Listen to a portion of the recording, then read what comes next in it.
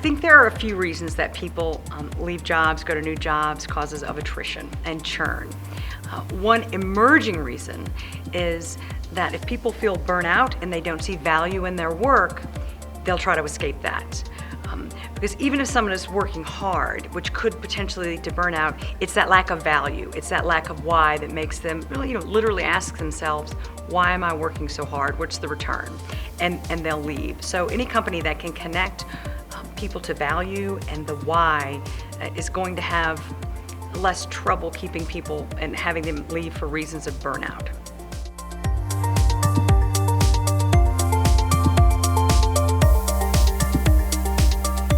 So I think the first question somebody needs to ask is, do our people know why they're doing what they're doing? Do they have a purpose? Even a fast food restaurant can tie the work that they do to a value, and some have successfully done this, and they have the profit and the reputation to prove that. So the why is really important. People don't want to work and they'll leave if they don't know why they're there or they don't feel valued. I'm working really hard, but do you show me value? And how do you show an employee value? You show an employee value by saying, we want to help you grow. This is really important to the millennial generation.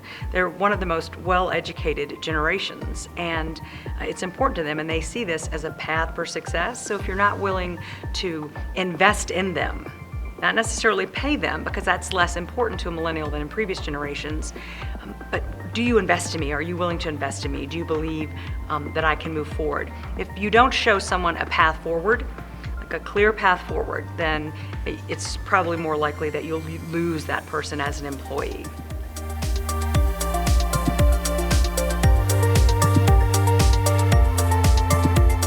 I think another thing to consider is, particularly early in your career, a lot of people do move strategically. They might move to get a promotion, and they might move to get a higher salary.